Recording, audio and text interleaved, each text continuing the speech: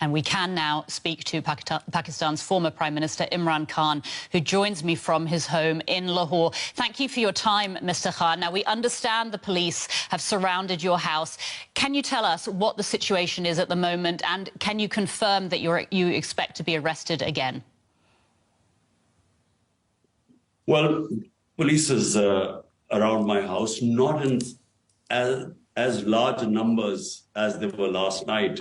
Because last night the plan was that they said there were 40 terrorists hidden in my house and they were going to come and grab these terrorists. So therefore, the whole area was surrounded by police. But what I did was I asked all the journalists beforehand, I said, come over to my house and see where the terrorists are. So that diffused the situation because clearly there were no terrorists. So that's when the police could not take action. But the answer to your question, do I expect to be re-arrested? Yes, it could happen anytime because even though I'm on bail on everything now, the police can't arrest me on any charges because the courts have given me bail. But unfortunately, right now, the law of the jungle is prevailing. Might is right. 7,500 of my workers have been arrested. All my senior leadership has been arrested. So what will happen, I don't know, but I expect to be re-arrested. Mr. Khan, the Pakistani government says that you are sheltering some of your supporters who are accused of attacking the army. So do you reject that claim? It is absolute nonsense. What happened was that when they illegally abducted me from the High Court precincts, it was all illegal, and the way they grabbed me, they beat all my lawyers, people got injured, as if I was some terrorist. And those images created this demonstrations all over Pakistan because my party is by far the biggest party, federal party in Pakistan.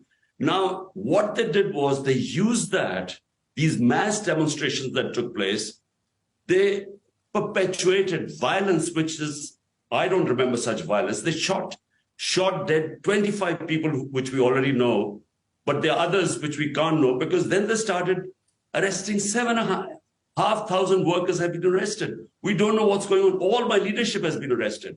So they used that pretext to crush my party because this is the election year and my party's poll in the polls, it's 70% ratings right now. Mr. So in Khan, order to crush the party that we don't contest the elections, this is why all this is happening. Mr. Khan, you've spoken about the street protests that were sparked by your arrest last week. Will you be calling for calm among your supporters to avoid further violence, or are you encouraging people to protest? Look, the protests took place when they saw me being abducted from the precincts of the High Court by the army. That's why the protests took place. There are no protests right now. There is no public disorder. But what is happening is that there's a crackdown, unprecedented crackdown taking place. I again repeat, my entire senior leadership is in jail.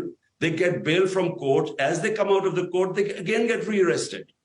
There are women who've been arrested. A lot of the women living in awful conditions because it's extremely hot there. And unfortunately, right now it is a reign of terror we are facing. Mr. Khan, I'd like to ask you right now. I'd like to ask you, if I may, about the dozens of cases that have been brought against you in recent months, mostly on charges of corruption, but there's also terrorism, contempt of court. I'd like to hear from you. Do you deny all of them? Look, there are 150 cases on me. Out of those 150 cases, 4 were when I was in jail. When I was inside the jail, there were 4 more criminal cases against me. There are 40 terrorism cases against me. 15 criminal cases in one day. Even a hardened criminal could not commit 15 crimes in a day. So there are 2 corruption cases which are being contested. So, I mean, as someone who's been known in this country for 50 years, never committed one crime, certainly in the last few months, he's had 150 cases. No one believes this.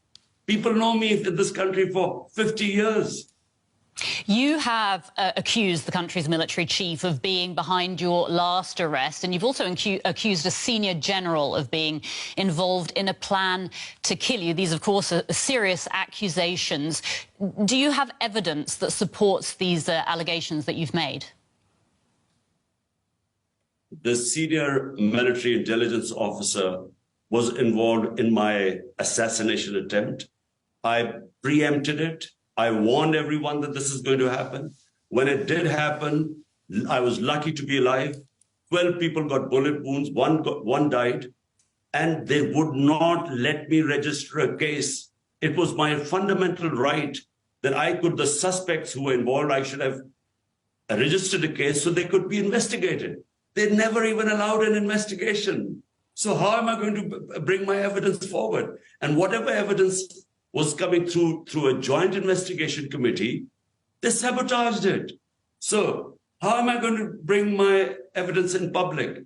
And as for the charge of the army chief, well, the army who picked me up from the High Court illegally, ruled by the Supreme Court. And the orders to the army comes right from the top. So one man takes the decision. Mr. Khan, your country finds itself in a political crisis right now. How do you see this crisis playing out, developing over the coming months in Pakistan? Pakistan faces a huge political crisis, but even a bigger economic crisis, because we have never had such bad economic indicators like we have today. Our inflation now is worse than Sri Lanka when people came out on the streets. So unemployment, inflation are record in this country, especially inflation.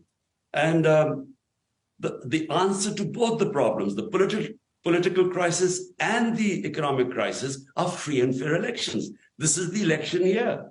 So already the Supreme Court had ruled there should have been elections on the 14th of May in 2 of the provinces. The government refused. They violated the Constitution. They violated the orders of the Supreme Court. So the answer to our crises are free and fair elections. Mr. Khan, thank you so much for your time. Pakistan's former Prime Minister Imran Khan. Thank you.